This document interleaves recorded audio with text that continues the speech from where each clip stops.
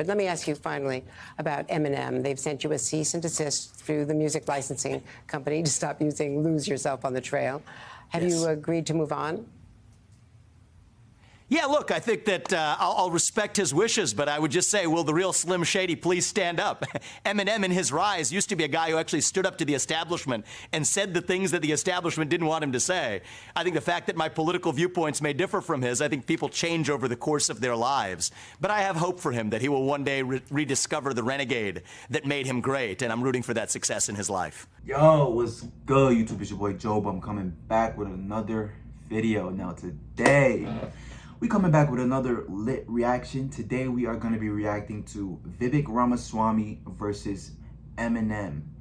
Now, I really don't want to make this channel about politics, even though that's like what I'm really interested in. Like, I love politics, I love world news. Like, I love being like informed about what's going on around me, right? But Vivek Ramaswamy, he's one of my favorite presidential candidates in this race. Like, I like him over Trump. I think he should be the nominee because he's less divisive. Like, 50% of the country, like, when they hear Donald Trump, they get angry. Like, they just get mad for no reason. Like, and that's not his fault, but that's just how it is. So I feel like we should get somebody that's, like, less divisive and can bring us all together.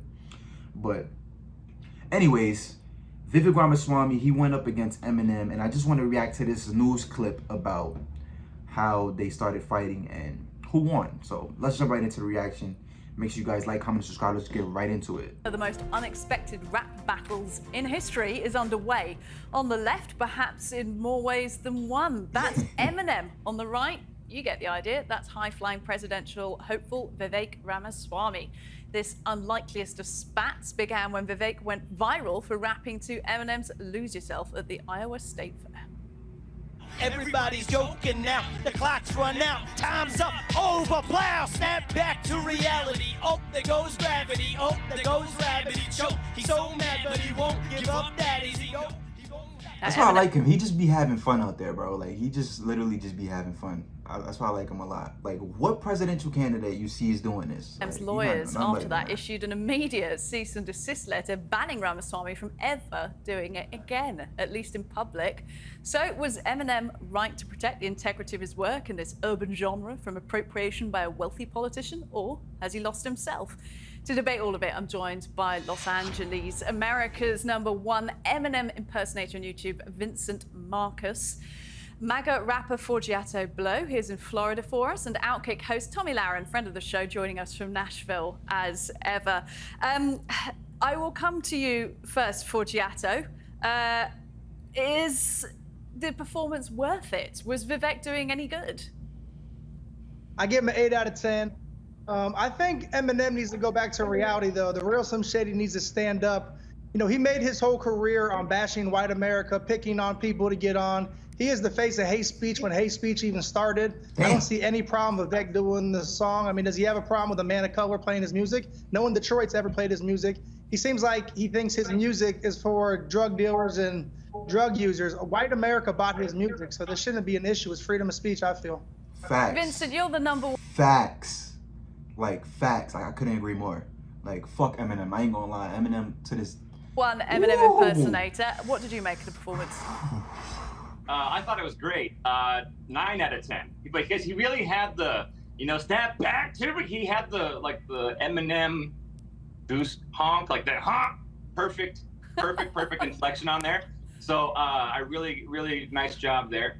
Yeah, I think he did great. So why did Eminem not like it then? I think it's obviously politically motivated. I think because he was so anti-Trump vocally, very vocally, so much in fact the Secret Service came to him and questioned him about his lyrics and the validity of them. And so I think he just wants to stay out of politics. I think he's like, maybe not. I'm out. I think he learned his lesson on that for a little bit.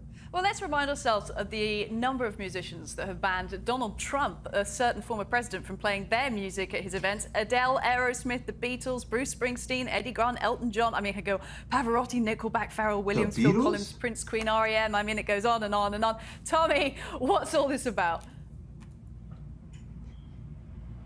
Oh, I think it's obviously politically motivated, and I'm sure Eminem, Slim Shady, doesn't want a Republican candidate singing to his song. But the real winner here is actually Vivek, because although he might have gotten that cease and desist letter, it really doesn't matter because we're talking about it. And that's what Vivek wants. He wants to create some kind of a controversy. He wants to get earned media airtime, and this story has continued to progress. So by Eminem's company, Slim Shady, by them sending the cease and desist letter, they've just really helped Vivek out, get him more airtime, get more press about the issue, and it's also cemented his underdog status, right, which people love.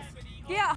I agree and disagree. Like, I don't feel like this was his plan to like get people to talk about this. Like, I feel like Eminem just blew this like way out of proportion. And it is politically motivated. Like who cares? Like, if he's playing your song, so what? Like, just because he's a Republican and he has views that you disagree with, that you want to silence him or you want to turn off his music, you want to turn the music off just because he's playing your song, bro? Like, come on, bro. Get back to the real Slim Shady.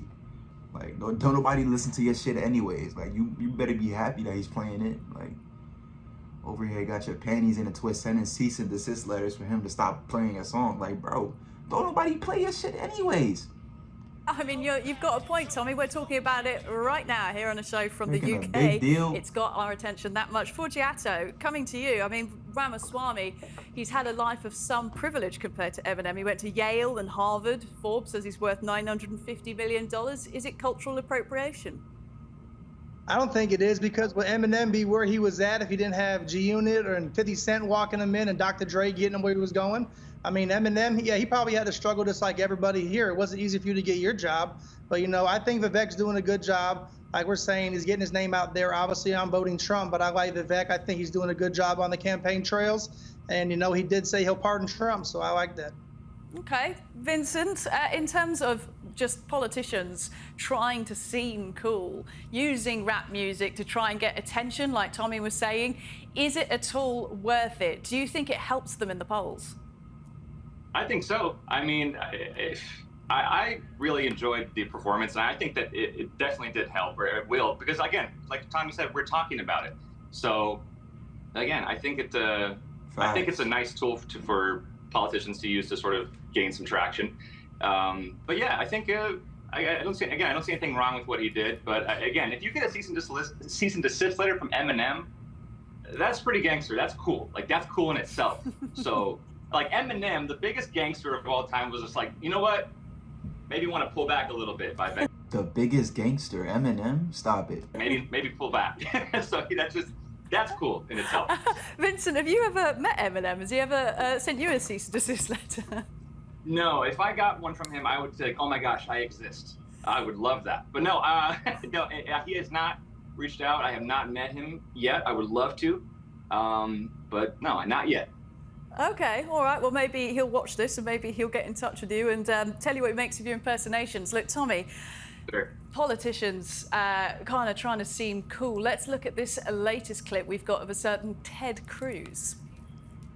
They're trying to go after and regulate ceiling fans. I got to tell you, it's hot in Texas. We don't want to get rid of our ceiling fans. And now these idiots have come out and said, drink 2 beers a week. That's their guideline. Well, I got to tell you, if they want us to drink 2 beers a week, frankly, they can kiss my ass. Ooh. No, okay. Yeah. That's the news anchor there, pretty speechless, Tommy. That is Ted Cruz getting some chaps, some cowboys behind him to all crack open a brewski at the same time and to prove what a down-to-earth guy he is. Does this kind of shtick work? Shit, it worked for me. I liked it. I think it actually is pretty authentic to Ted Cruz to speak that way. I mean, he's a Texan, so I think that it resonates.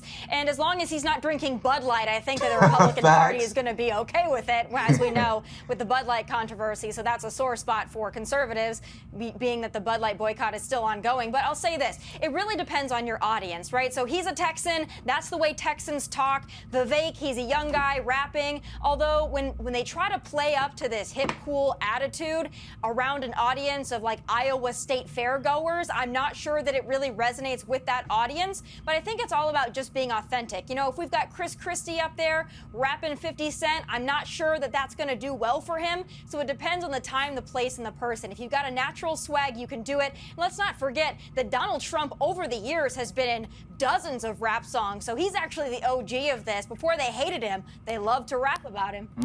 Well, how about Trump rapping? This latest clip that has appeared online, an AI-developed Trump rap track that's topping the charts. What? They tryna lock me up, but I'm plugged in ATL. Got homies doing life in jail. They living in hell. These DAs acting silly. My mugshot is worth a billy. Sold some merchant, made a milli. Shot McMillie out in Philly. Shot the baby, shot the Sosa. Benny Butcher, them my rollers. Called me racist, but these rappers riding with me. Them my soldiers. Borgiato, is that any good in your mind?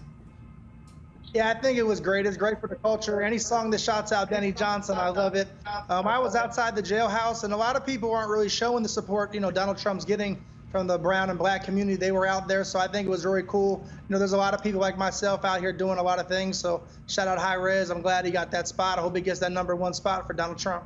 And just quickly, though, I mean, there's a lot of lyrics in there that obviously Trump hasn't said himself, but AI has created about shooting people. I mean, is that going to help his campaign? I didn't hear anything in there about shooting anybody, so I didn't hear that. But I think it just, you know, sometimes people just got to laugh and have fun, right? Everything's so serious.